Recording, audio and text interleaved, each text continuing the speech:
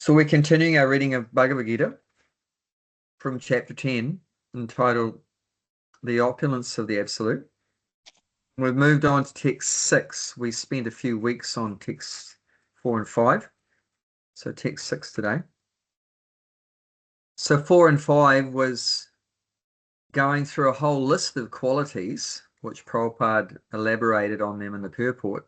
That's why it took a while. Whole list of qualities, both you could regard as good and bad, which all come from where? Where does everything come from? Krishna. Comes from Krishna. That's the source. The source of everything is Krishna. And that's going to come up soon in text 8, explaining that he is the source of everything. But interestingly, even though something might appear to us as being bad, if we're Krishna conscious, we'll realize it's not bad. Because if it's coming from Krishna and Krishna is all good, then whatever is coming from him is actually good. But we're only seeing it as bad. And that's because of our ignorance of Krishna. It's Whatever. there is a one scenario that one of my family members, they went to a Vrindavan, and then there's a one girl cleaning their temple, and she was crying. And then they asked her, "Why are you crying?" And then she says, one of the temple's pujari is not treating me very good.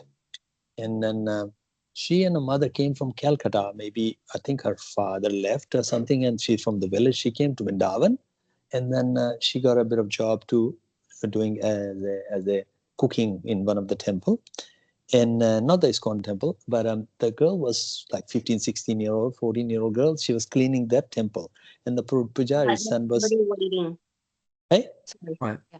So pujari was not appropriate with that girl. And then she was crying. And then the lady asked her, "What? Did you tell your mom?" And she said, "Yeah, I did tell my mom." And the mom says that whatever happened in Vrindavan, it's a Krishna's mercy. Grace of Krishna. Just go back to cleaning. And I said, that's not right. But if we look at that other angle, like instead of that girl, my daughter's not there, that girl there. So maybe her karma. That's why she's there. My daughter's not there in Vrindavan, and she's been, touching or bullying. So if that's her karma, who's decide the karma? Krishna. So it's everything is Krishna.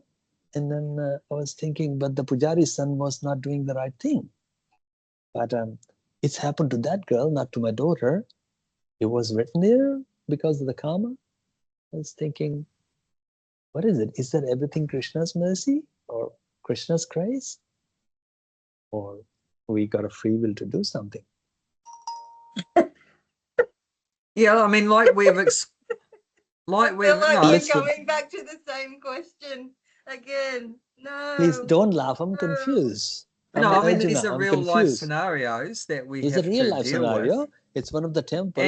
And it's good if we can understand how to deal with these real life scenarios through the philosophy. Yeah. Hare Krishna Deepa, Mataji. Hare Krishna Deepa. Welcome. Sorry, I didn't mean to laugh, Gulshan. No, that's okay. That's okay. But as I was thinking that instead of that girl, my daughter's not there, that girl there, is that her karma? If that's her karma, and karma is decided by the Krishna. That's why she's there, my daughter's not there instead of her. So it's done by Krishna. Regardless, each angle, just like a two sides of the coin. So what are we doing? Should we stop that pujari's son? Or should we put the blind eye? The bad things are done by us, the individual, not done by Krishna. Krishna's just arranging what we desire. Yes. So it doesn't mean, like every day in every country, so many cows are being killed. Yeah. Yeah. Does that mean Krishna wants the cows to be killed? No, of course not. He wants the cows to be protected. That's why his name is Gopal and Govinda. But he's allowing that these foolish people that want to just make profit out of killing cows to do that, but because he's allowed. So you says that everything happen is it to happen doesn't mean he wants it to happen. I mean, anything happen that if we even don't like it, It's Krishna knows that is better for us and is happening.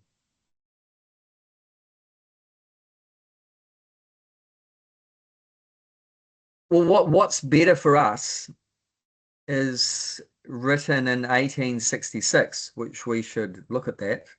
So let's look at that. This is the essence of the Bhagavad Gita, the ultimate conclusion of Bhagavad Gita, 18 chapter text 66.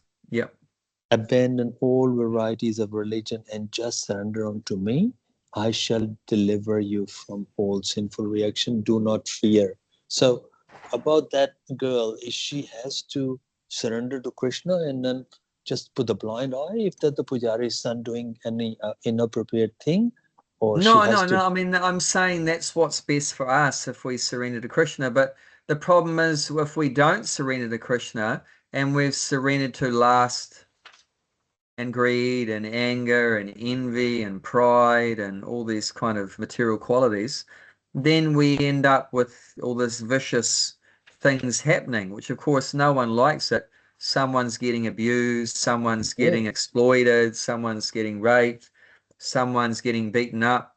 I mean, look at all the things going on in the world. It's a scary place. I mean, oh my God. Now Iran and everything, and you've got already we had Ukraine and Russia, and already we had Israel and Iran and all these. Yeah, Palestine, and now it's Iran, and US is getting involved in Venezuela and blah blah blah. It's just expanding, expanding, expanding. And is this all what Krishna wants? No, it's not what Krishna wants. Krishna wants us to go back to Godhead. But we have so many other plans. So how come the things happening with Krishna doesn't want is still happening? Yeah, because he gives us free choice. He's not going to force. I mean, why is the material world even existing? Does Krishna want the material world to exist? No. He wants us all to be in the spiritual world, but we've rebelled against him. We want to live without him. It's like the kids say to the parents, see you later. I'm going. I'm off. I don't want to have anything more to do with you guys. I want to be free and do whatever I want. So we're like that. Naughty kids just rebelled from the parents like that.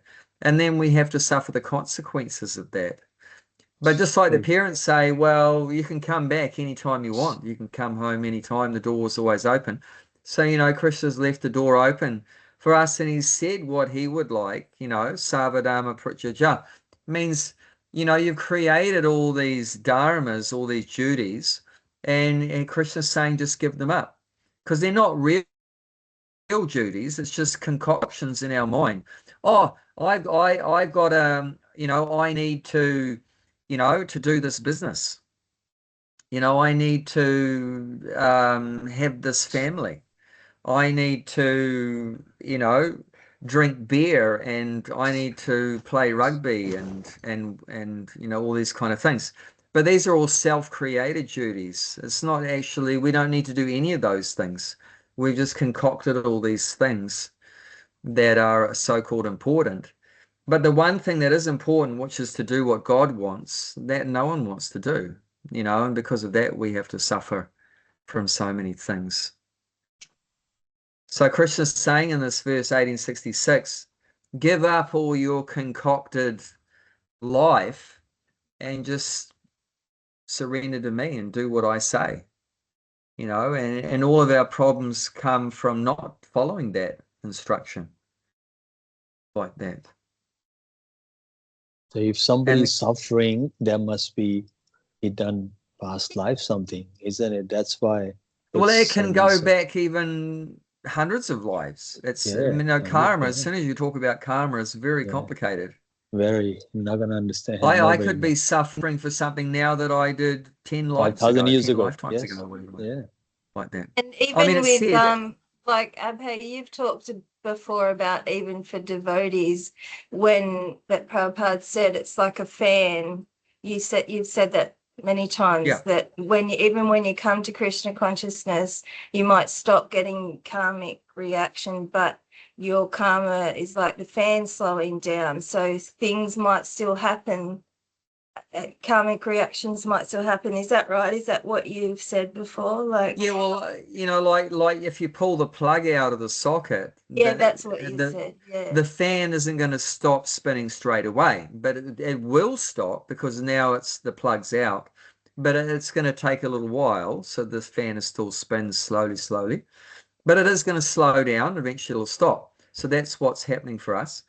But even it's not ordinary karma. If you're going to talk about a devotee, it's not. It looks like karma in terms of some happiness, some suffering, but it's not ordinary karma. What it is that Krishna takes your karma, but he administers it to the devotee in such a way to help bring him to Krishna consciousness even more. So what I mean is that suffering that was destined, that Krishna will arrange it in such a way that suffering brings the devotee more quickly to surrender to him and come to Krishna consciousness. So it's not ordinary kind of suffering, it's not ordinary kind of happiness. And the happiness that Krishna arranges for a devotee is happiness that also brings him to Krishna consciousness as well. So it's not the same as the karma that a non-devotee gets. A devotee's life of happiness and suffering packed up in it is not just ordinary karma. It's Krishna personally making some special arrangements to bring us back to Godhead. But talking about how entangling we get in the material world, it's said like for every hair on the body of a cow that's slaughtered, then the person has to take birth that many times and be killed. To take the body of a cow is to take the body of a cow that many times and be slaughtered.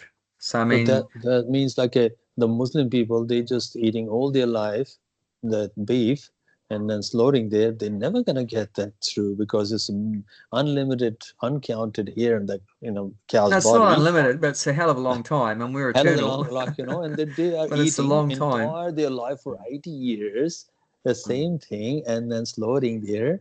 They got no chance. but I mean, there is like what seems like 80 years is a very long time or something, but in the spiritual scheme of things, that's like just blink it's of an less eye. than a second. Yeah. So And I mean, it's not so clear cut as that either, because I mean, that's yeah, a very bad thing that we've done. But there'll be good things. I mean, the person might be calling out Allah Akbar, every day and everything as well. So they're calling out the names of God and everything, bowing down 5 times a day to God and everything. So, there's very good things they're doing as well, which will sort of be, counteracting the bad things as well. So it's not very simple. But I mean, luckily for us, we don't have to tax our brains about all this.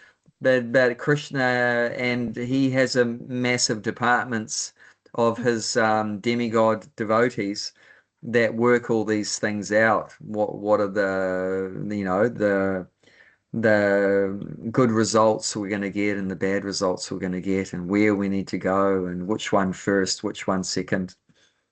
And also the application of the punishment for karma itself is complicated also. So I mean, for instance, like in this situation where you're saying about a cow being slaughtered, I mean, so many people are implicated in the slaughter itself, right from Even the farmer that grows the animal, the person that transports it to the slaughterhouse, the person that kills it, the person that sells it, even the Hindu who sells the meat pie in his dairy, even though he's a vegetarian, but if he sells that meat pie, he gets a reaction as well, like that. The supermarket that sells it, like that, so it's very entangling. And the way out is like what Krishna says here, just surrender to me. And he says, what does he say? I'll deliver you from all the sinful reactions. So that way you can get out of the karma in 1 second. In 1 second, you can finish, a whole massive pile of karma. mountains of karma over, millions of lifetimes. One can just delete that whole pile of good and bad karma just in one moment of just surrendering to God.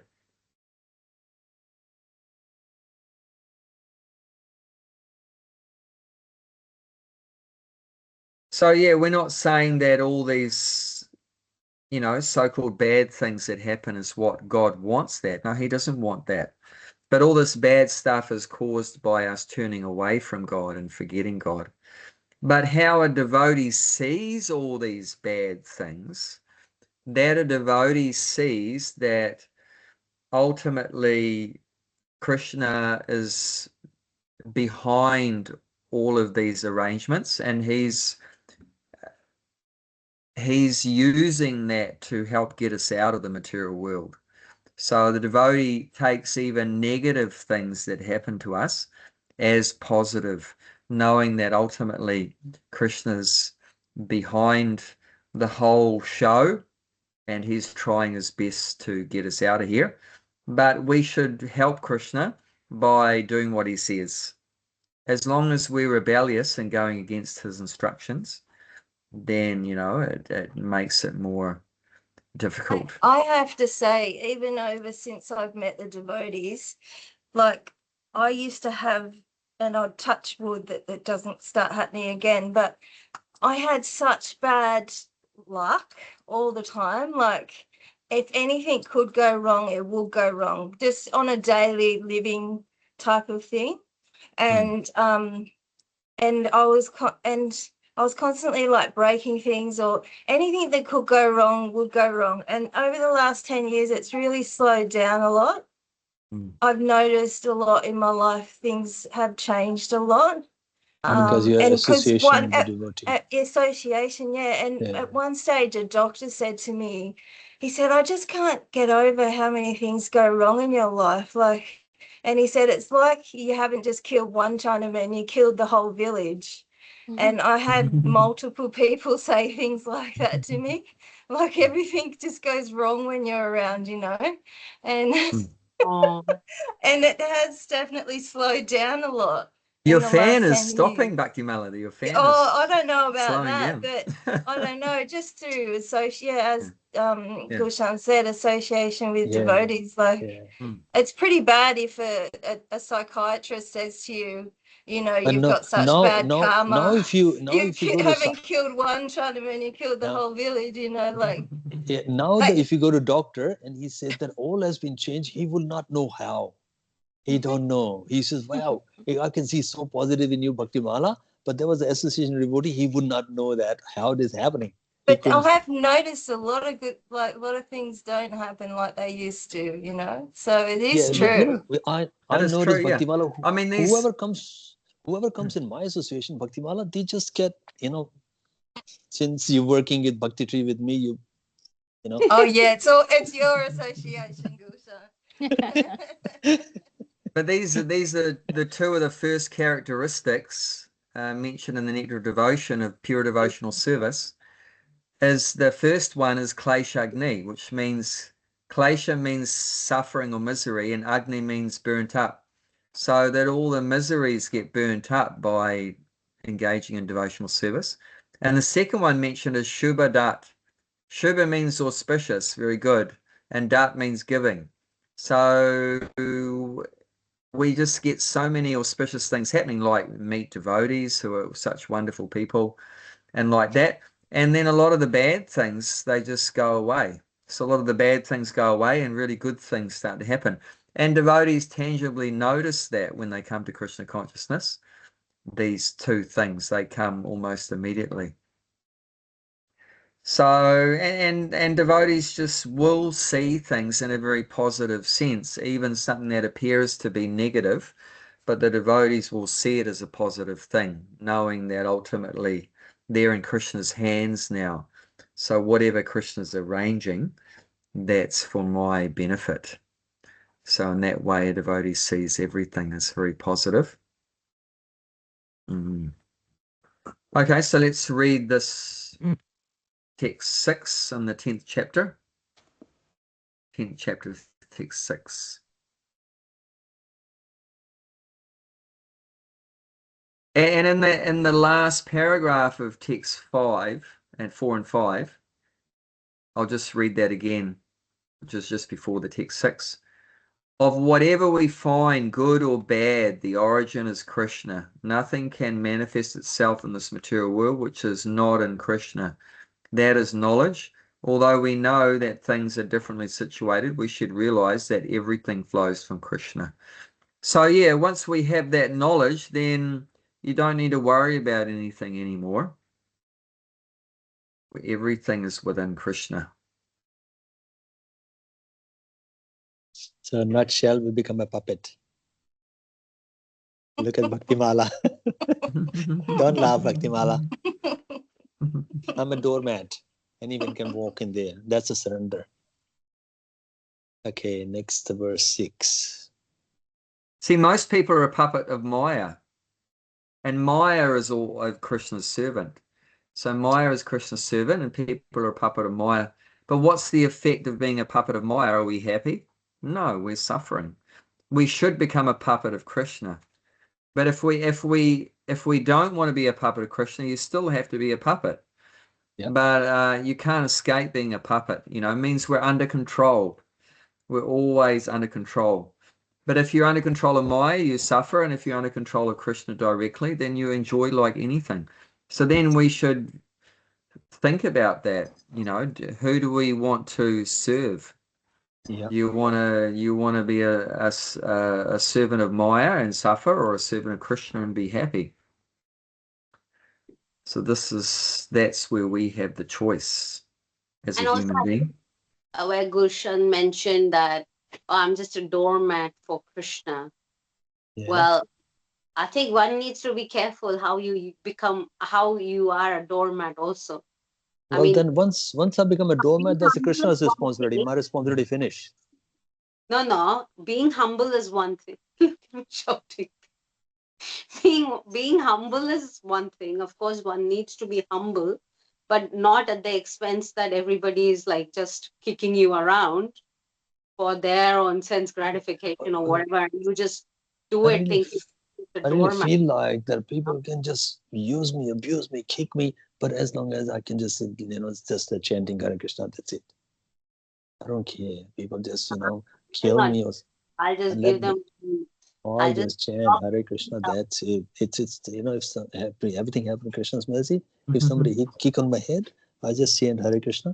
It's okay, that's it. If he protect me, protect me. If he kill me, kill me. If he drown me, drown me. You've got to watch what you say, Gulshan. You've said these things before and you ended up with an owl flying through the window and running into a pole. So you got to be careful what you say. I think you haven't learned that yet. It's all Krishna's, that owl came as all Krishna's. So you just think positive. That's what people say. It's all Krishna. Don't think about anything else. Yeah, I'm go outside, hit the tree, it'll be Krishna. Anyway, sorry, back to the verse. Okay, let's read text 6. Maharashaya Sapta Purve. I'll just say that again. Maharashaya Sapta Purve. Maharashaya Saptapurve. Chatvaro Manavastata. Chatvaro Manavastata. Madbhava Manasa Jata. Madbhava Manasa Jata. Yesham Loka Ima Prajaha. Yesham Loka Ina Prajaha.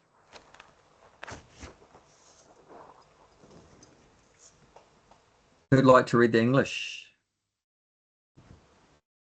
The 7 great sages, and before them the 4 other great sages, and the Manus, progenitors of mankind, come from me, born from my mind, and all the living beings populating the various planets descend from them.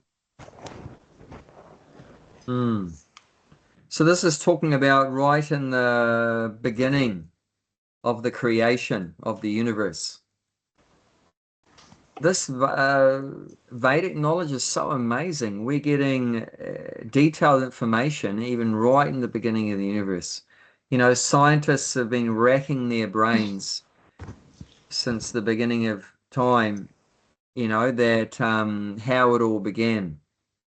This can't be right. There's no Big Bang. Yeah, there's no Big Bang, you know, so they're racking their brains and coming to the wrong conclusion that there's been a Big Bang and we evolved from monkeys and everything. But here we're getting the actual truth, the real facts, that in the beginning there was only Vishnu, and from the navel of Vishnu, this is Garbhodakashai Vishnu, one lotus flower came, and then Lord Brahma was born from that lotus flower. And then after Lord Brahma was the first created being. And then after he was born, then he was instructed to expand the population in the universe. So there was no one else there. So just from his own mind, just from his own body, these living entities started to come out. So the very first ones were like mentioned here, 7 sages, and before them the 4. So before the 7, the 4 came. So who's the 4? That's the 4 Kumaras. And it's mentioned in the purport. Sanaka, Sananda, Sanatana, and Sanat Kumara. So these are the first children that came from the body of Lord Brahma, the Chatur Kumaras. And Kumara means young. They decided, and that's how powerful these beings were in the beginning. They say, you know, the modern scientists say in the beginning everything was very primitive and everything. Now we're becoming more civilized, more advanced. What a complete load of rubbish. I mean, I was just talking with someone today. You know, what is our Kiwi culture, Australian culture? It's just drink beer and watch rugby. That's so barbaric. I mean, God, if we're becoming more civilized, you're kidding me. We're becoming more stupid. You know, in the beginning of the universe, very civilized, the most intelligent beings. What the 4 Kumaras realized when they were born from Lord Brahma, that if my body gets older, what's going to happen? What happens when our bodies reach adolescent age, like 12, 13, like that? What changes happen? Is the puberty hit that? So many once changes. puberty hits, what change happens at puberty? Hormones change. I can look, every girl's a very pretty girl back in those times. Yeah, so sex desire comes. So the 4 Kumaras are so sincere, so intelligent, and they're wanting to become spiritually advanced and develop their love for God. They said, we never want to reach puberty. We're going to stay a Kumara. Kumara means just a boy. Yeah. We're just going to remain boys. So they're 4 the oldest persons in the universe, and they never get older than like 5 years old, sort of thing.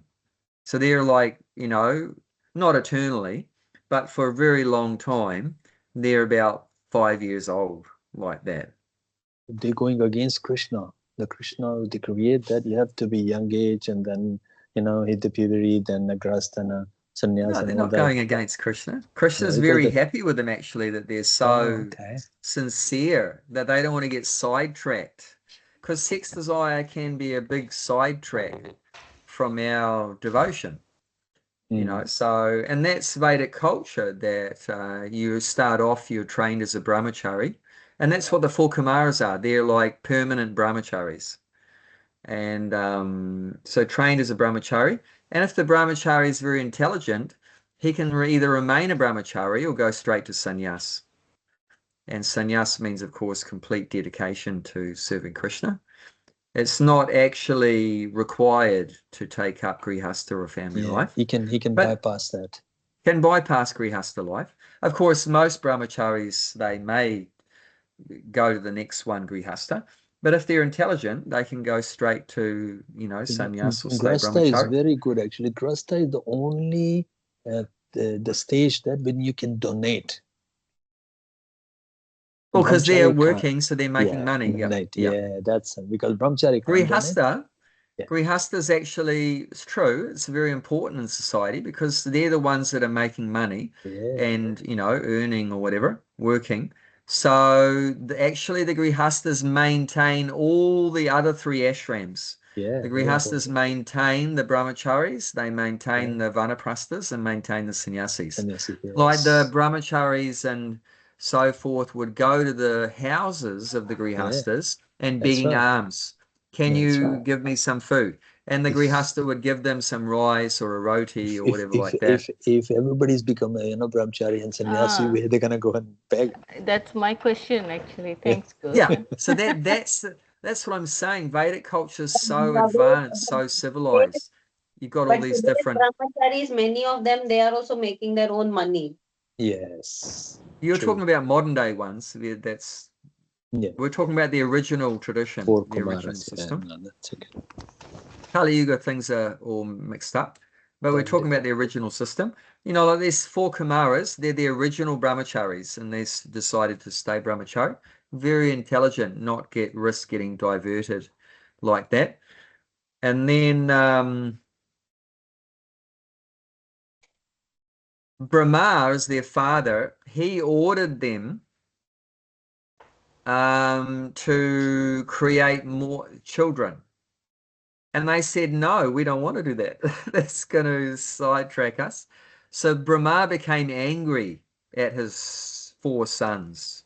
They disobeyed their father. So when he became angry, Lord Shiva came out of his between his eyes.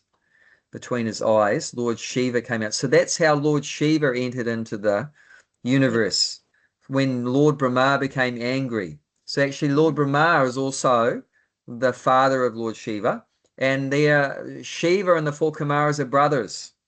So they're brothers, they have the same father. But that's how Shiva came, being angry at the disobedience of the 4 Kumaras. Like that. But this is all part of Krishna's plan, getting back to everything, you know, is coming due to Krishna's arrangement. So Krishna's arrangement was that there would be these 4 brahmacharis, and that Krishna's arrangement, you say, oh, that was very bad that Brahma got angry. No, it's actually very good that he became angry. Because he became angry, then Lord Shiva came. And he's known as Vaishnavana Mutam Shambhu, that he's the greatest Vaishnava, Lord Shiva. So we're very glad that Lord Brahma got angry, and then because of that, Lord Shiva came. And Lord Shiva is very kind to all the ignorant people in the material world. He's worshipped by persons in the tamagun, in the mode of ignorance, all the ghosts and hobgoblins and everything like that. So he's very kind like that to, you know, very ignorant people. So it's all part of Krishna's plan. And then anyway, after these 4 disobedient sons that just wanted to practice their meditation on God, initially they were impersonalists. Initially, their conception of God was just the all-pervading energy. So in the beginning, they didn't worship Krishna or Narayan. They just meditated on the impersonal Brahman, like that light. But however, at one time, they smelt the fragrant tulasi leaves and manjaris from Narayan's feet. And this fragrance of those tulsi from Narayan's feet, when it went past their nose, they became attracted to Narayan. So from that time, they surrendered to Narayan. And then they became personalists. So then they became devotees. But originally they weren't devotees of Krishna. They were impersonalists, but then after that, became personalists. But then, so then these other children got produced from Lord Brahma from different parts of his body, all different parts of his body. One time Brahma was in a very transcendental state of mind, and Narada Muni came out of his mind.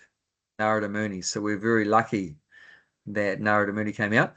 I mean, most devotees have somewhere along the line have a connection with Narada Muni. Even if you read in the Bhagavatam, then most devotees' spiritual master was Narada Muni. He's got like so many disciples. So many disciples. Can anyone think of anyone that's a disciple of Narada Muni? And this will be a test whether you've read some of Bhagavatam. Yes, Dhruva Maharaj. Ah, I thought Dhruva he's Maharaj, a devotee disciple. of Krishna. Krishna came and helped him. No, Narada Muni. Okay. Well, after Okay. Narada Muni, he followed Narada Muni's instructions. Then he saw Lord Narayan in the forest, but that was only because he followed Narada Muni's instructions. Oh, I mean, this is not from the Bhagavatam, but that's Valmiki. Yep, Valmiki also from the Ramayana. Valmiki as a devotee, a disciple of Narada Muni also. Many. In some ways, you could say Vyasadeva. Vyasadeva is a disciple of Narada Muni. So Vyasadeva compiled all the Vedas, and he's a disciple of Narada Muni. Like that. Prahlad Maharaj is a disciple of Narada Muni. Yeah, I was going to say Narada Muni was instructing his mother when he was in the womb. So he even got initiated by Narada inside the womb of his mother. That's how powerful Narada Muni is. He's incredible. Narada Muni's, that's a great person. Chitraketu. Yep, Chitraketu is a disciple of Narada Muni. Like that. Wait, so many. I guess you could say Angira Rishi was there too, but yeah. Mrigari the hunter. Mrigari, the very degraded hunter. He was a disciple of Narada Muni. He became purified by Narada Muni. Narada Muni is a real touchstone. Vanchakalpatruvascha, Kripasindhubevacha, Patitanam Pavanabhyo, Vaishnabhyo Namo Namah. He's a real ocean of mercy. He's really kind to the fallen souls. Narada Muni is such a great person. So he's known as, these are all Manasaputra. Manasa means mind and Putra means son. So these are all sons that were born from the mind of Lord Brahma right at the beginning of the universe. And then after four Kumaras, after Narada Muni, then Lord Brahma must have been in a bit more of a passionate frame of mind. And these 7 sages were produced, called Sapta Rishi. Sapta means 7, Rishi means sages. They're known as the Sapta Rishis. And they all have a planet in the sky. They have their own planets. One of them, one of the Sapta Rishis is Bhrigu. You might have heard of Bhrigu Muni. So he is one of the Sapta Rishis. And Angira Muni. He is another one of the 7. Like that. Marichi. Marichi. Marichi is one. Marichi, yeah. So these ones, then Lord Brahma told these 7 sages, now come on, I don't be like your 4 older brothers. I want you to produce more living entities. But they were very obedient to their father, and they happily took up the job. So many living entities, they come from these 7 sages. So Lord Brahma,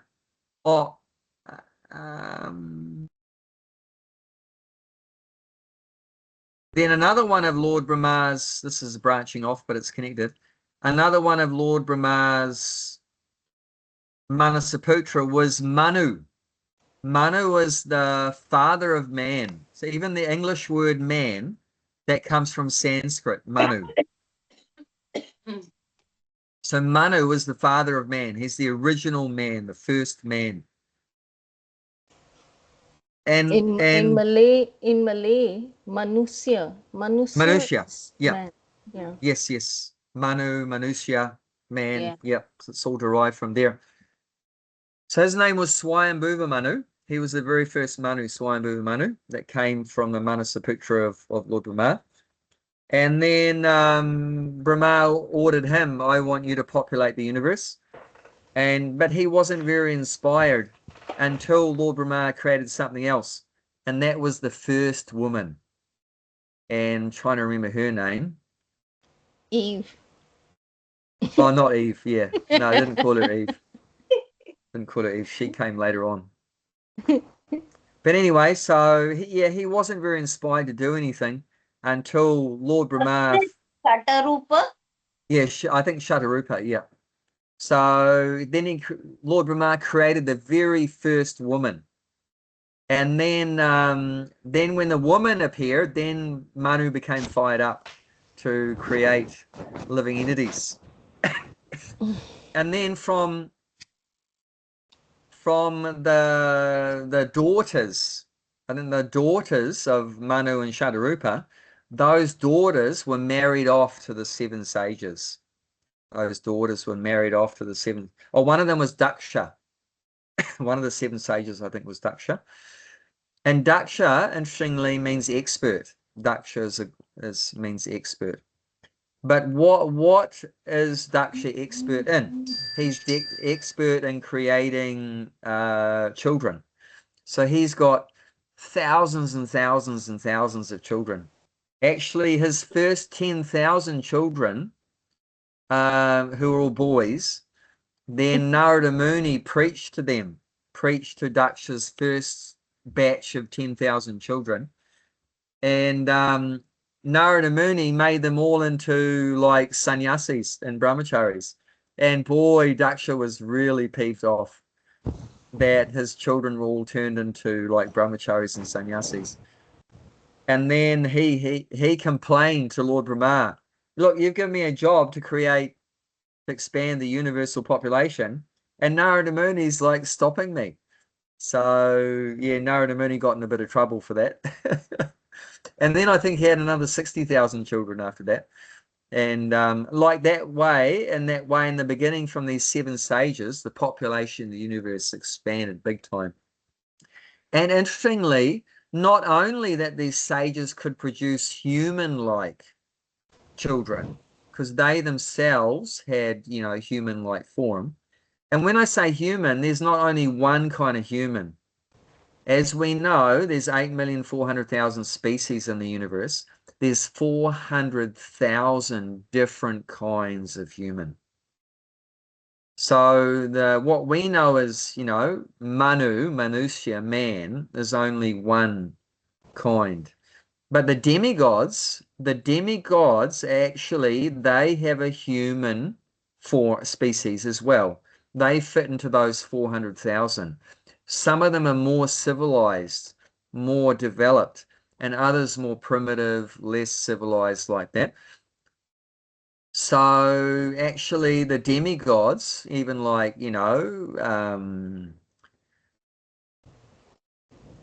Brahma and Indra and Chandra, Surya, you name it, they all fit into that human species as well. And these seven sages and the four Kumaras, they all fit into these, they're all human species. So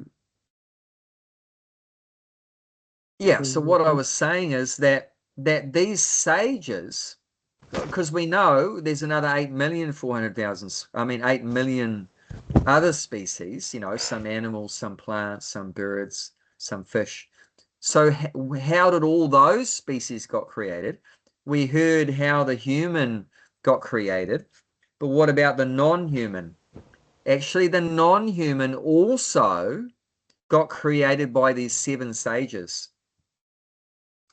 So they would, get together with their wife and produce like fish, animals, birds, some of them like Garuda, like an eagle body, has parents who are, one is a sage and the other's the wife of the sage, and they produced a child that was an eagle, Garuda, like that. So these personalities are really powerful, that are far beyond our capabilities.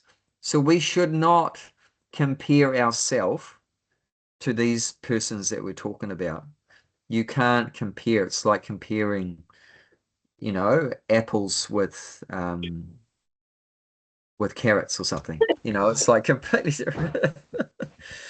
They had so many powers. Like I said, Lord Brahma created his first children just from his mind. Can you do that? Can you create children from your mind, Gulshan? You know, so obviously there's a big difference between Brahma and us. So same with these 7 sages. They had, and like I said, Daksha, he just pumped out through his wife 10,000 children in the first batch. I mean, we can't even pump out.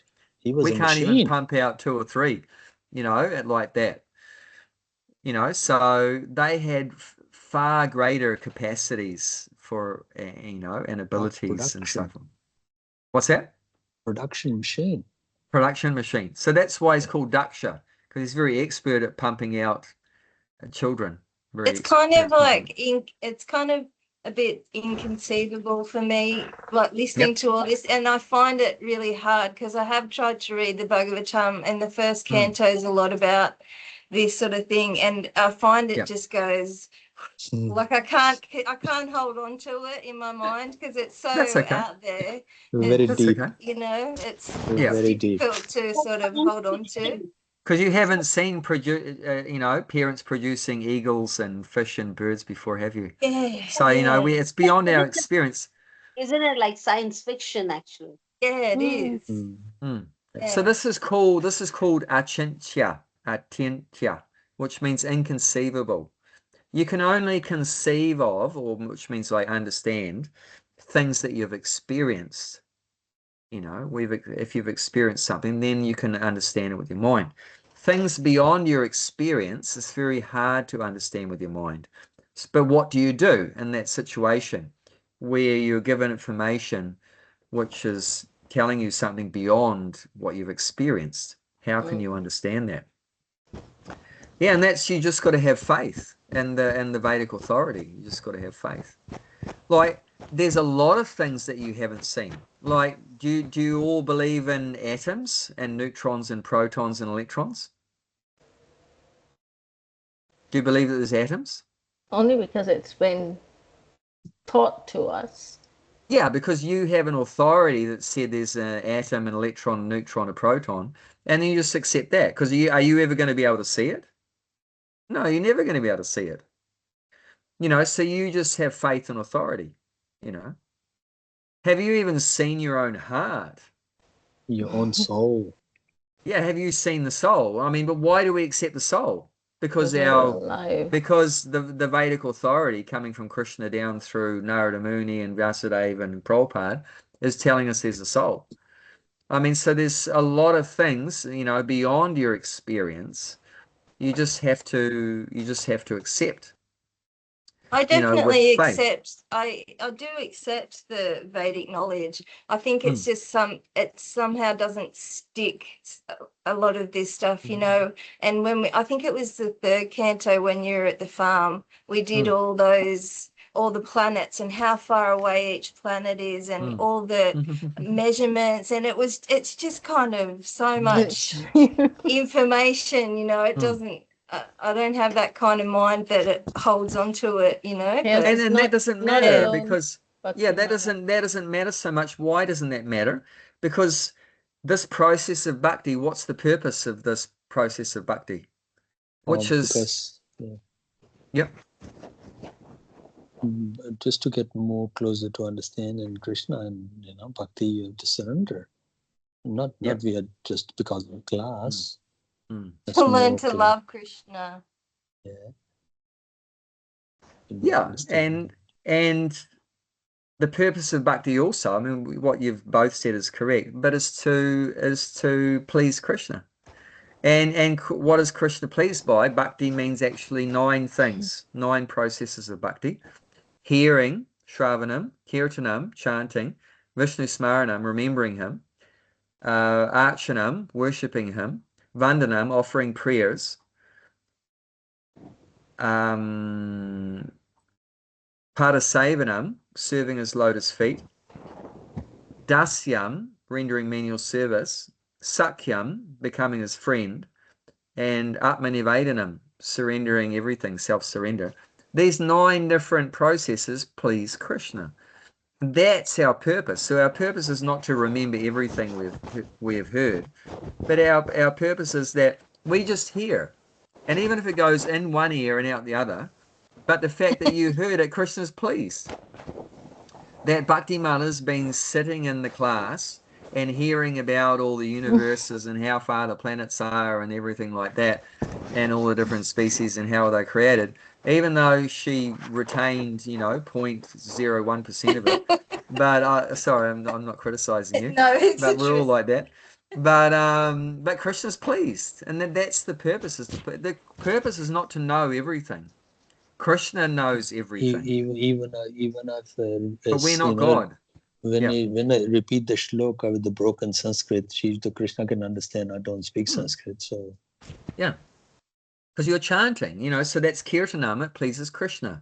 It's even said that I think Chinese people, they can't say Rama, and the tongue doesn't produce a R. They say Lama, Hari Lama. Lama, Hari Lama, Yeah. Lama Lama, Hari Hari.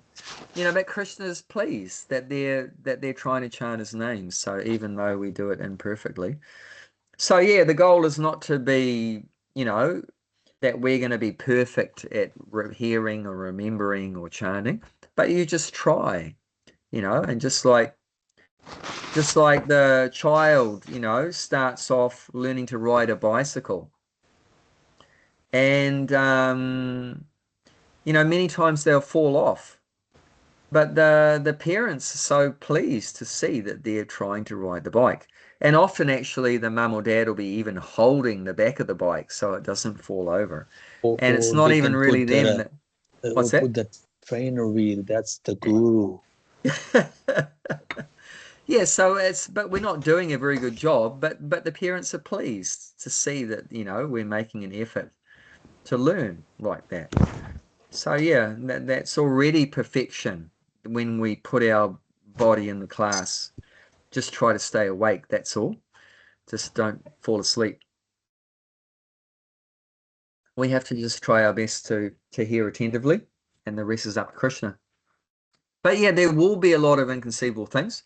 And one of the 6 Goswamis, Jiva Goswami, said, unless you are prepared to accept that there will be inconceivable subjects, achintya, then you cannot advance in God consciousness and Krishna consciousness.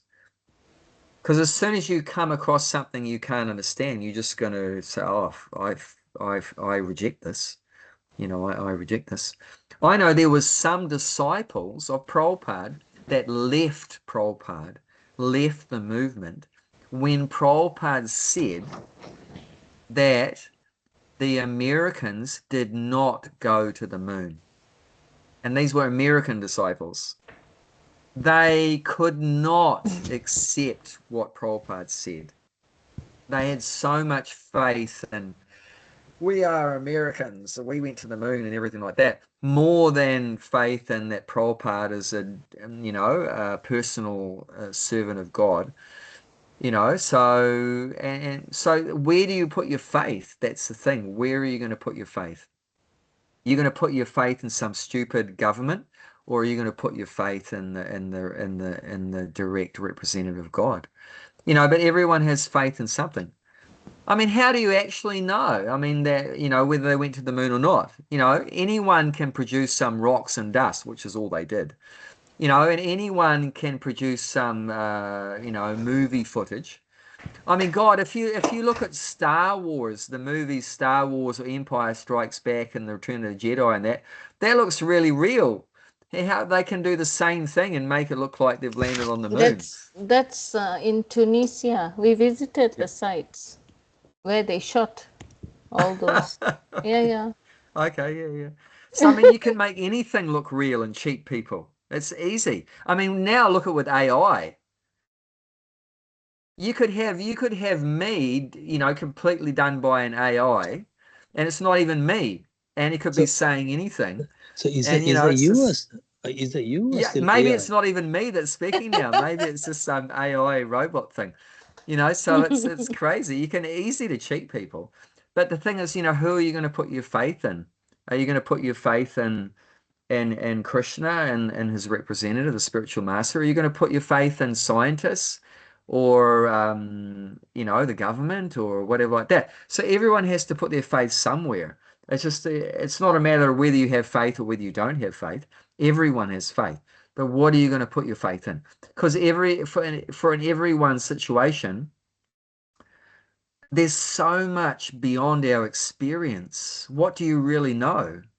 So even a scientist has put heaps of faith in so many things. Does he really know there was a Big Bang? Did he see that? Did he see the universe go bang? Did he really see that a monkey gave birth to a human being? You know, he hasn't seen anything. Hasn't seen anything. It just has faith. You know, so to say, oh, you religious people, you have so many beliefs and like that, you know, we don't have this religious belief or whatever. But even the atheist, you know, that has so many beliefs. He has a strong belief that there's no God, but that's his belief. We have strong belief that there is God, you know, but that's based on our strong belief that there is God is based on volumes and volumes and volumes of knowledge. Where is their strong belief that there is no God? They don't even have a piece of paper. This just completely just sentimental. It's completely sentimental. It's so sentimental.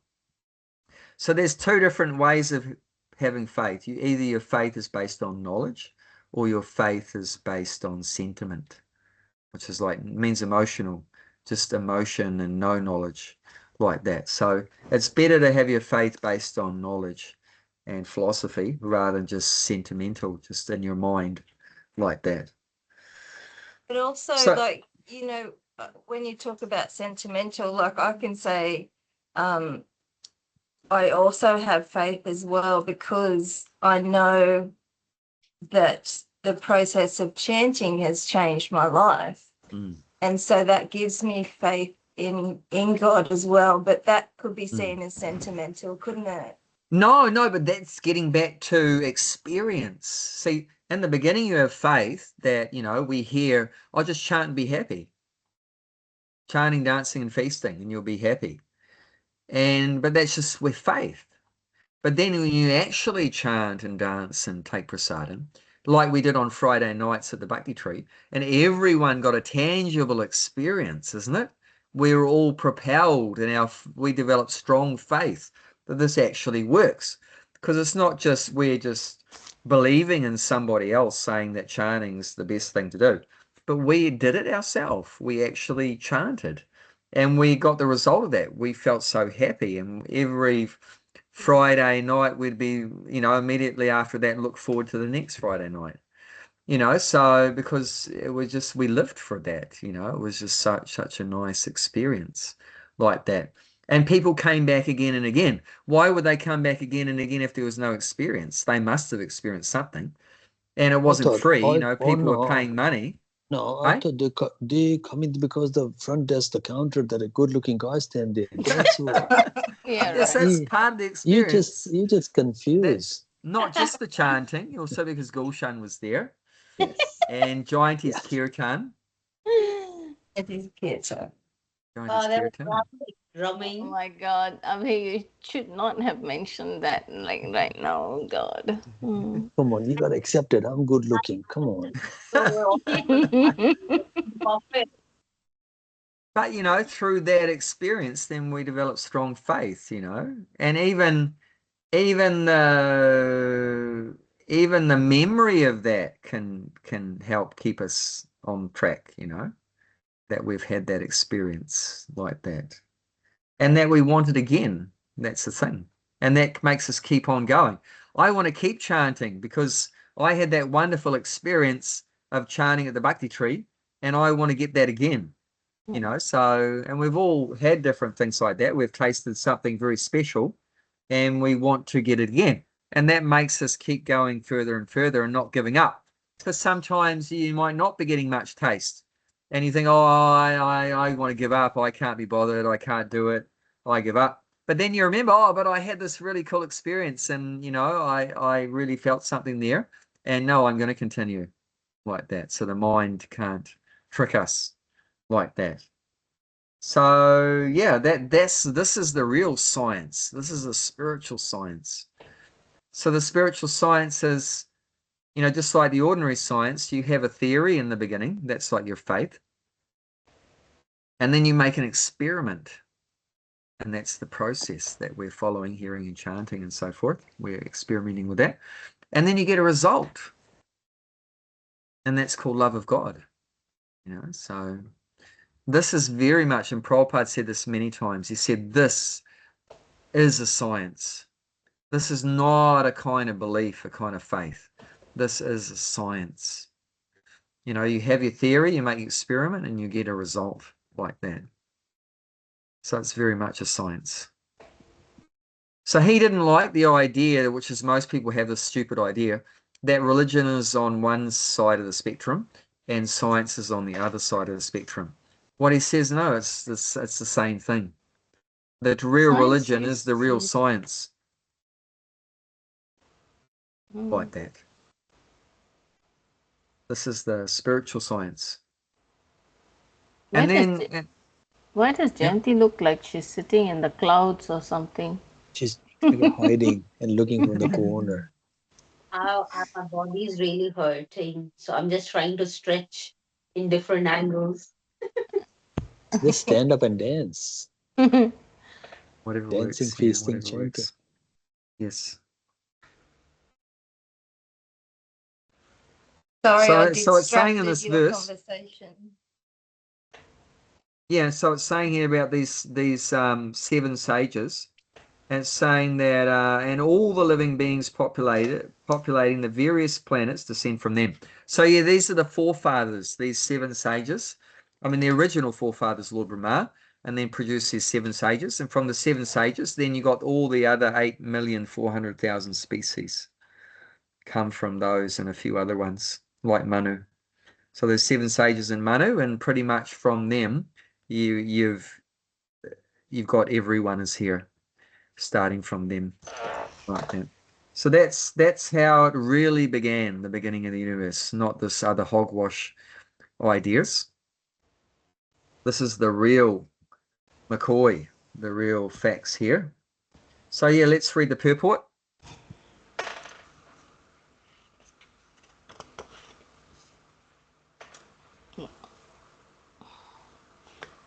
Please read, whoever's enthusiastic.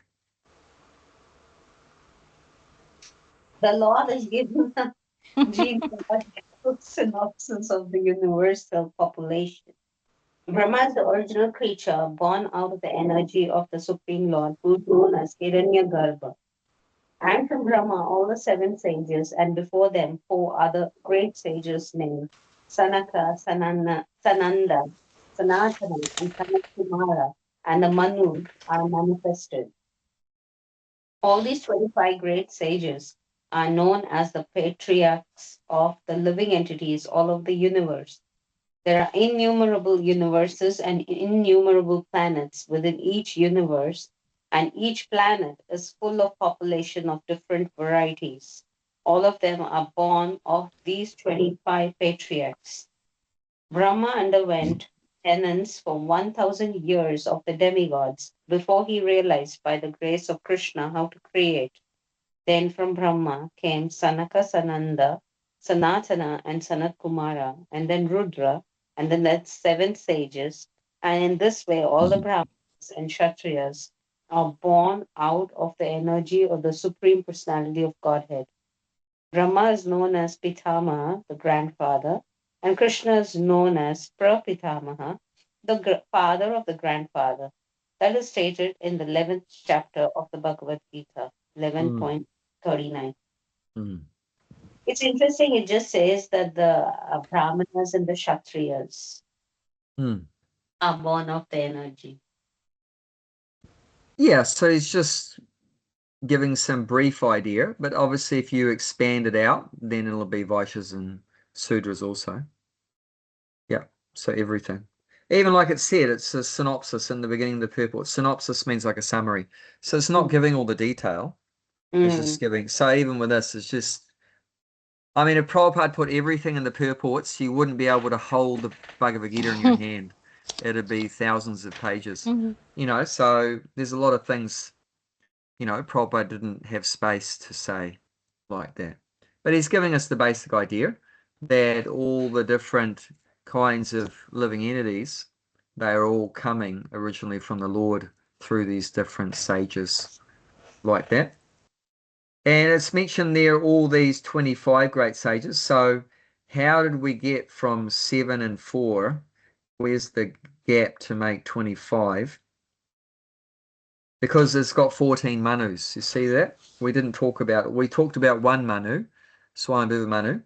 But in every day of Lord Brahma, there's 14 manus. So if you add, who's good at maths? 7, 4, and 14. Yeah, 25. 11, 25. 25. That's your 25. That's your 25. So they're the patriarchs of the living entities. So these different 14 manus, they're also producing children. So all of our this human species, they all originate from that Swayambhuva Manu, like that. He had 2 sons, and I think some number of daughters. I can't remember, but he had 2 sons, very famous. You can read about in the Bhagavatam. There's whole cantos based on these 2 sons. One is Uttanapad, and the other is Priyavata. So one son Priyavata and the other Uttanapad. And they've got whole dynasties of humans that came from those 2 sons, like that. So, and they were Kshatriyas. They are Kshatriyas, like that. So I mean the humans and all. I lost you. Your voice cut out. Yeah, so Say it again. Say it again. I missed the first bit. Okay, can you hear me? Yeah, maybe come a bit closer to the speaker. I'm saying, so like you said, this particular cycle of the 4 yugas, not this Manvantara is actually that Vaivasvata Manu. Okay, so the first one was Swayambhuva Manu, but now we are in the 7th cycle.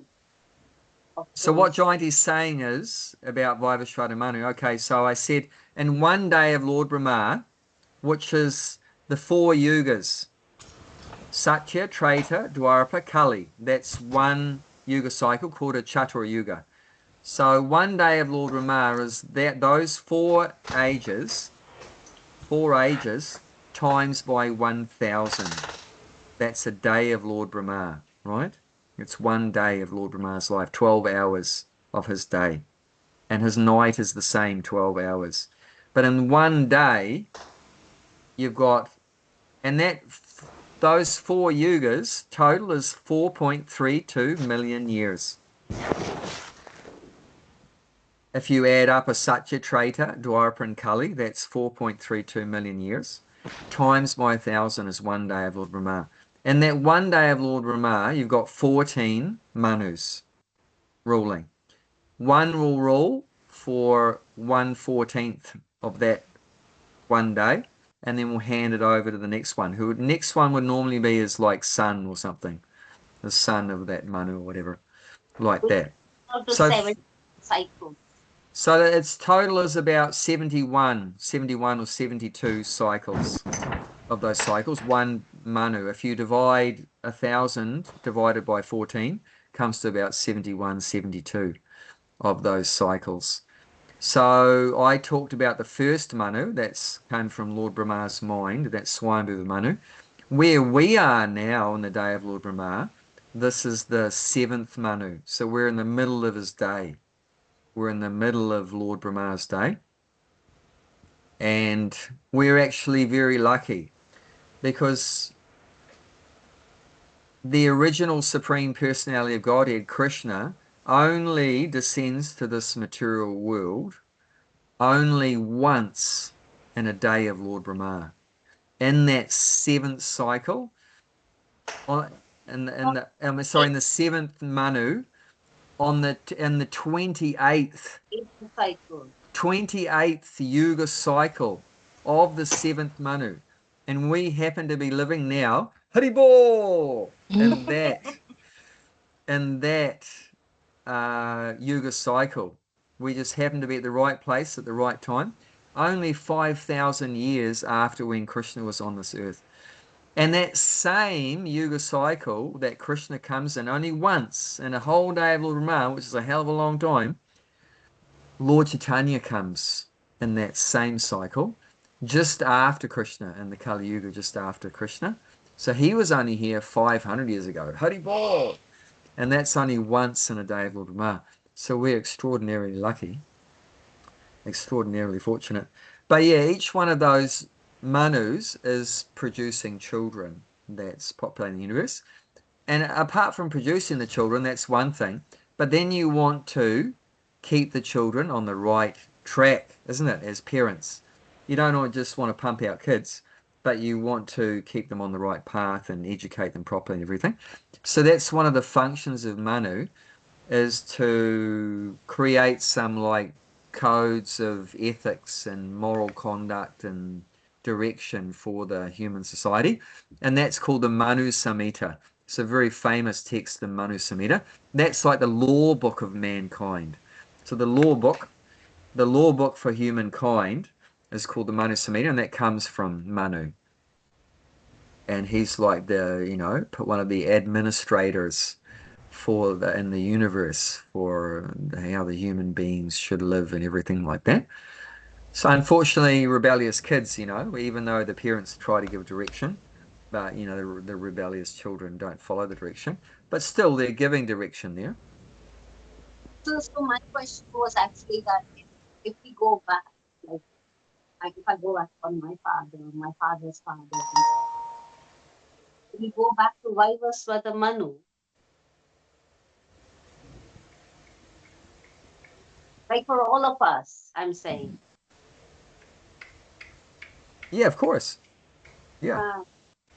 Yeah, of course. I think by those mantras, especially when they do yagyas and all, the mantras that they chant actually talks about that we are in this particular Kali Yuga cycle, and then it talks about Vaivasvata Manu and all.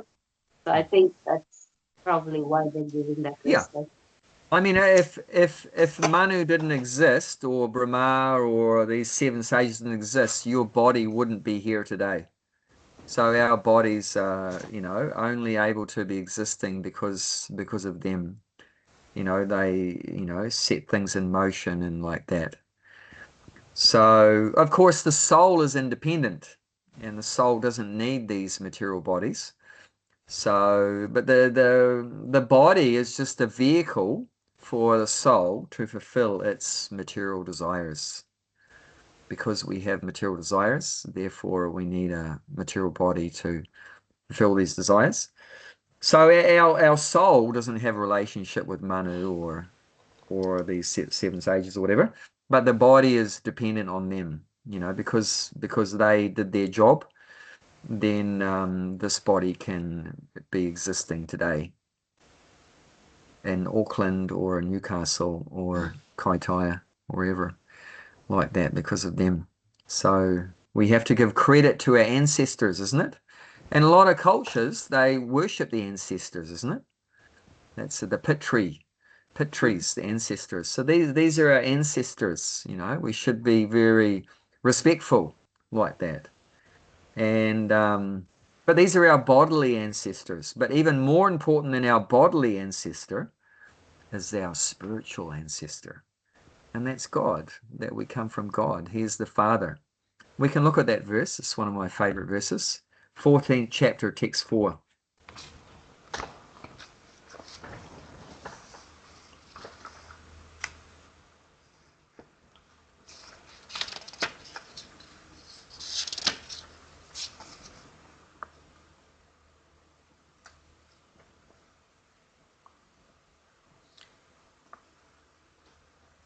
It should be understood that all species of life, O son of Kunti, are made possible by birth in this material nature, and that I am the seed-giving father.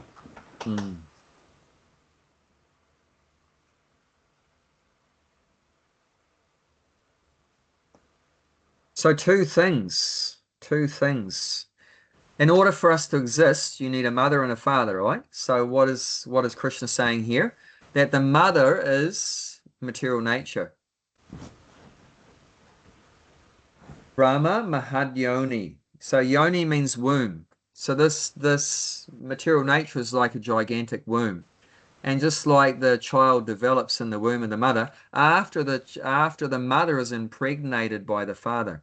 So the mother is impregnated by the father and impregnating into the womb, putting the living entity in the womb of the mother, and then presto, then you have a child comes. So you need two things. You need the mother and the father. So the father is God and the mother is material nature. So Krishna impregnates the soul into the material nature, and then you have all the species of life come from that. Like that. So Krishna is our father. So when Lord Chaitanya and his associates would travel around preaching 500 years ago, they would sing bhajans like Krishna Mata, Krishna Pita, Krishna Pranadan, Bolo Krishna, Bhajo Krishna, Koro Krishna, Shiksha. So this Bengali, they would say, Krishna is your mother, Krishna Mata. Krishna Pita, Krishna is your father. Krishna Pranadan, Krishna is the treasure of your life. So why is it even saying, okay, we can understand here it's saying Krishna is our father, but how can you say Krishna is also the mother? That's taking it to another level. Because the material energy comes from Krishna. Yeah, even the material energy comes from Krishna. So we're saying the material energy is like our mother, but even the material energy itself also comes from Krishna. So Krishna is 100% completely the source of everything. Even matter doesn't exist without Krishna. Even the four Kumaras and the seven sages and the Manus, and even they are coming from Krishna. Yes, Deepa? Oh, sorry. No. I might just be a little off tangent, but because yesterday I happened to log on to an Art of Living thing that, Ravi Shankar was talking. And at the end of it, towards the end of it, like as part of it, he was saying, I mean, along the like talking about Shiva, like that Shiva is everything, and all that. And I was then, I was just a bit confused and wondering, and I like, just wondering if you listen to a confused person, you're going to become confused. So the only way you can get true knowledge is we have to look at 4th chapter text 2. 4th chapter text 2.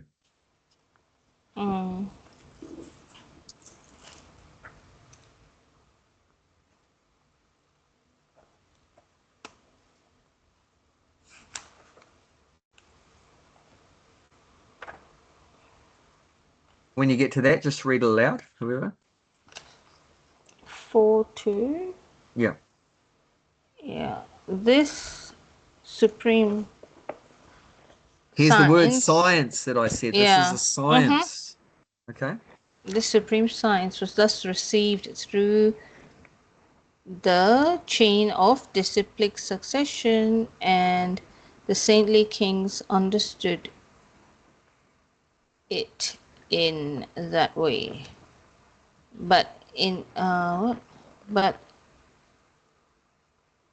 course of time, the succession was broken, and therefore the science as it is appears to be lost. So what's Ravi Sankar's disciplic succession, do you know? No, I have no idea, but it's just one of those random things. I just happened to log on, and I just was, a bit. Yeah, then Ravi who was it? Shankar doesn't come into the succession. No, So he no. doesn't know the spiritual science. What he is speaking is from his mind, his mental concoction. Okay. And 99% of the people are just speaking from mental speculation, mental concoction. Yeah. And that's just going to go around in circles and actually just misleading people. You Yeah. have to check whoever you're listening to, find out what disciplic succession you come in, parampara.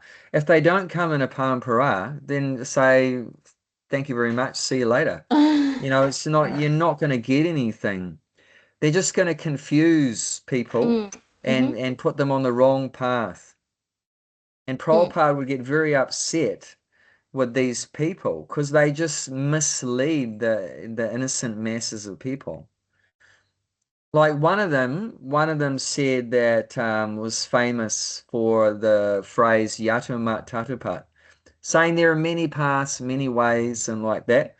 And Prabhupada was so upset, he's just misleading the people by saying things like that. It's one of the ISKCON disciple. He mentioned that in one of his YouTube blog, and then whole Mayavadi just get angry with that, Of course, and they will. Amoglila Prabhu. Yeah. And this was a very respected person in Indian culture. What was his name? Vivekananda. Yeah, Vivekananda, Swami Vivekananda came up with that Yatumat Tatupat. But it's complete nonsense. It's complete nonsense. A lot of followers. And that devotee, he's just repeating what Prabhupada said, and he got blasted. He got blasted for repeating what Prabhupada said.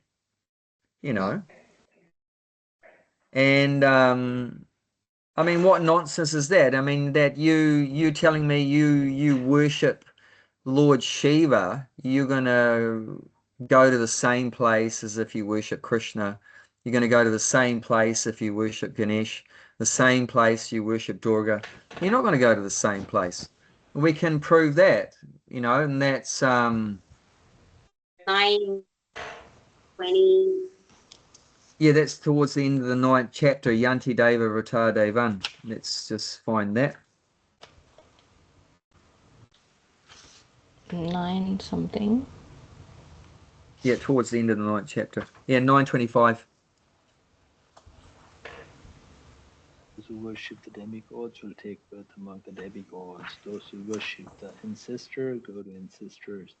Those who worship ghosts in the spirit will take birth among such being, and those who worship me will live with me. Yeah, so you can only go to Vaikuntha, go back to Godhead if you worship Krishna. If you worship any other Tom, Dick, and Harry, you're going to come back somewhere within the material world. So that Yadumat Tatapat's a load of nonsense.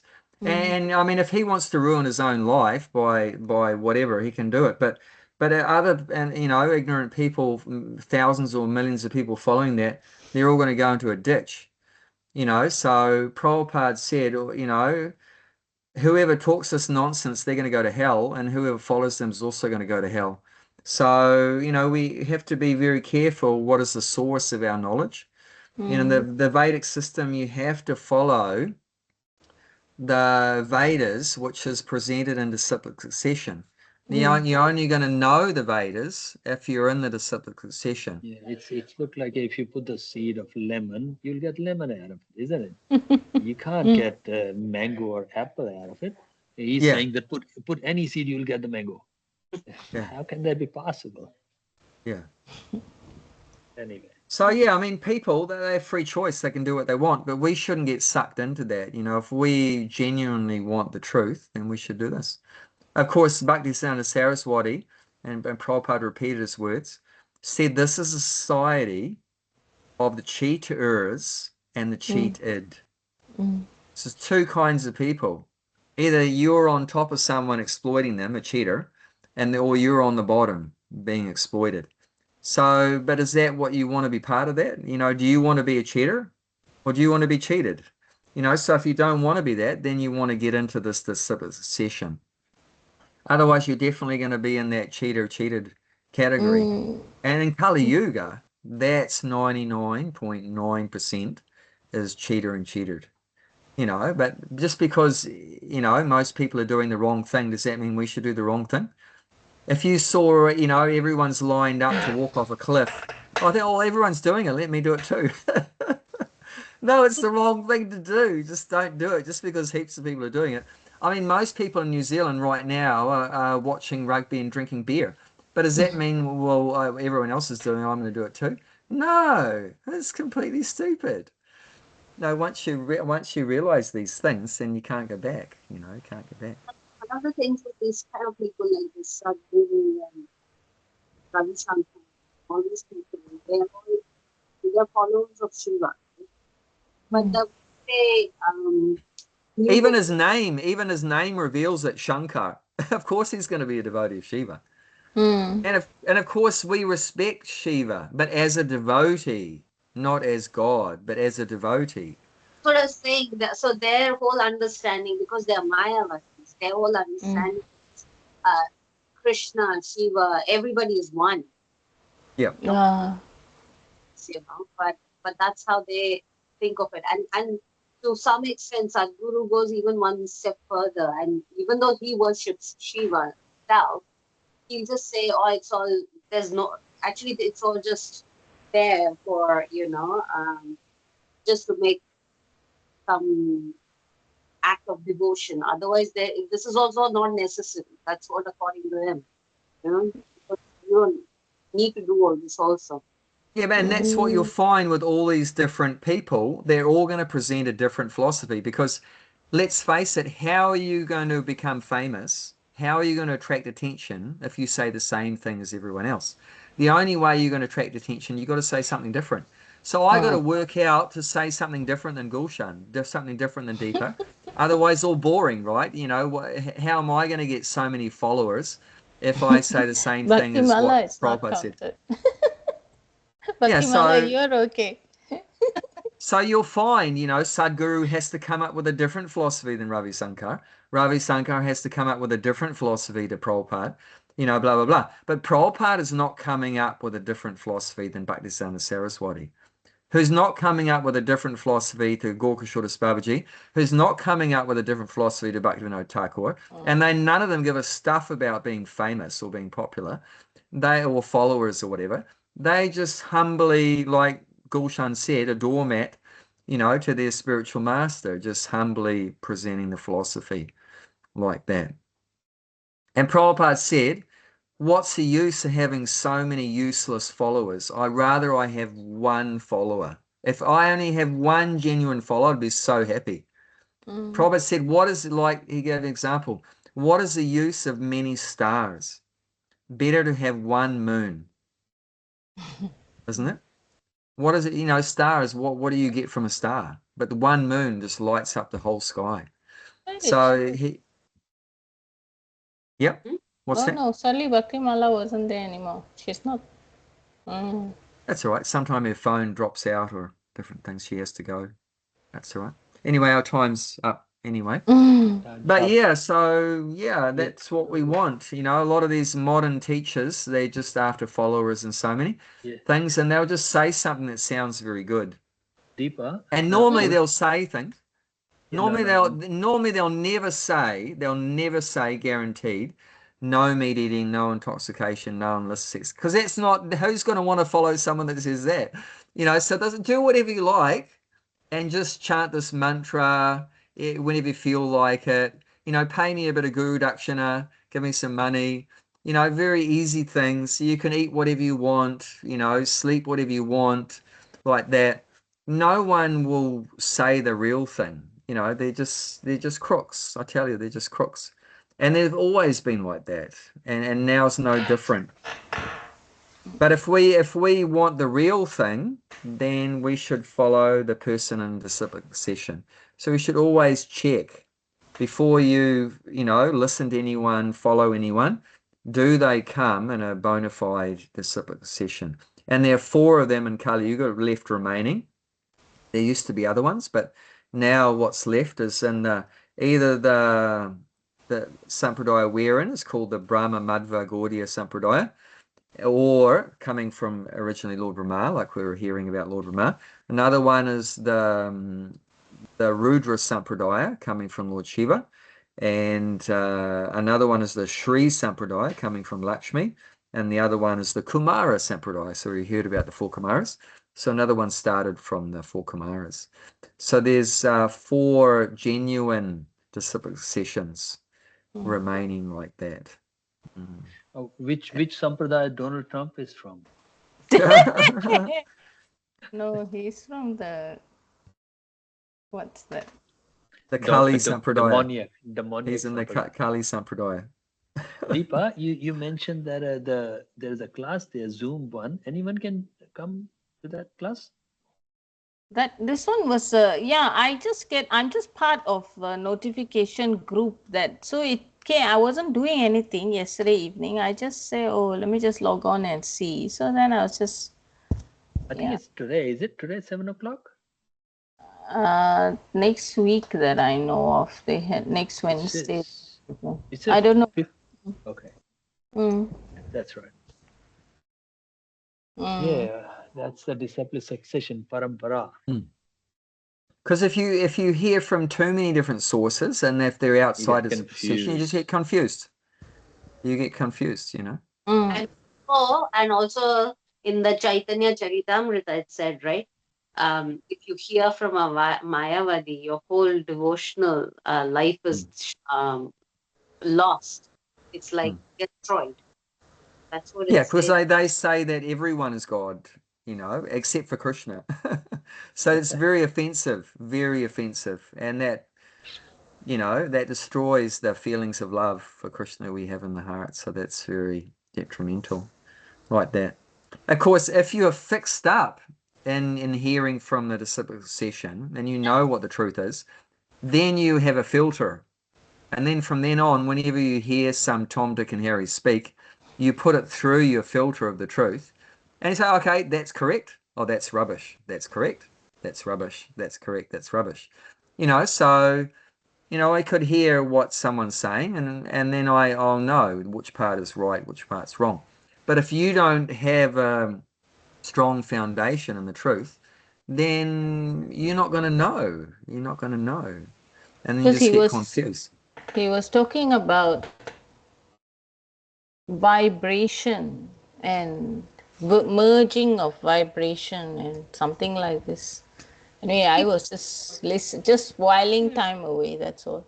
Yeah, well, Mayavadis, that's all they talk about is energy, because they have no personal understanding. They don't think God's a person. They just think God's energy.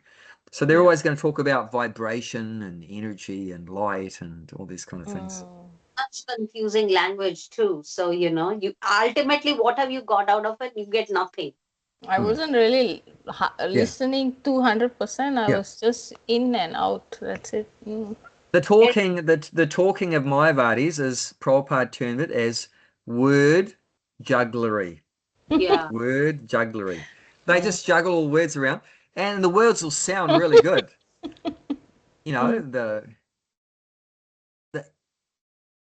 esoteric phantasmagoria of the cosmotic, you know, they'll just use big words and everything and go, wow, that sounds really cool and everything. And one time I went to this that beautiful church on the hill in Newcastle.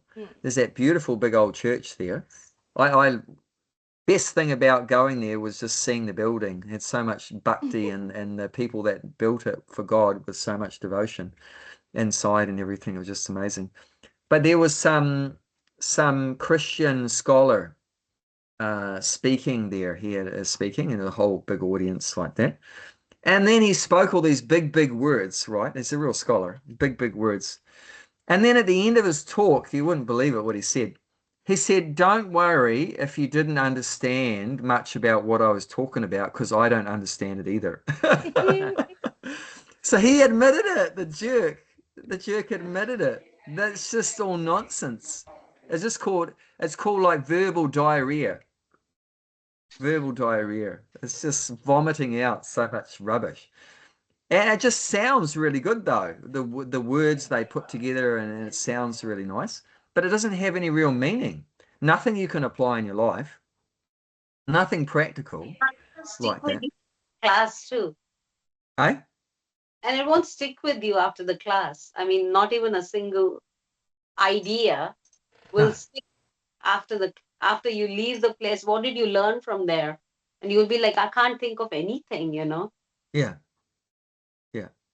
But it's just to titillate the senses. Do they distribute prashadam? No, no. Of course not. At the It's most, on you might get Zoom. some holy water dribbled on your head or something, or On give out Zoom, some no. sips of wine. No, it's on Zoom. It's only the vibration, that I feel. That's all. But it's just all to titillate the mind and the senses. But modern people want that.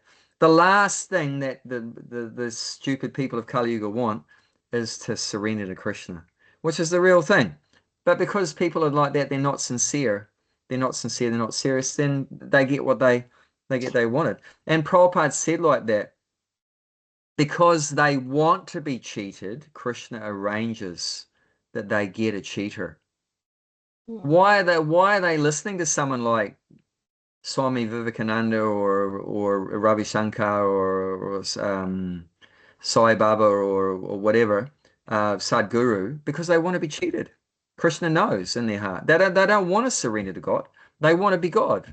They want to be God. Okay, here, have Ravi Shankar and Sai Baba and this one, and you want to be cheated. So Krishna knows our heart. You're not sincere. You don't want to surrender to God. You don't want to surrender to Krishna. So here, there's so many cheaters that will help you, and fulfill that desire. Krishna's not attached. Krishna's not attached that we surrender to him. He'll give us whatever you want. You want to try to play God's role. Okay, he'll help you.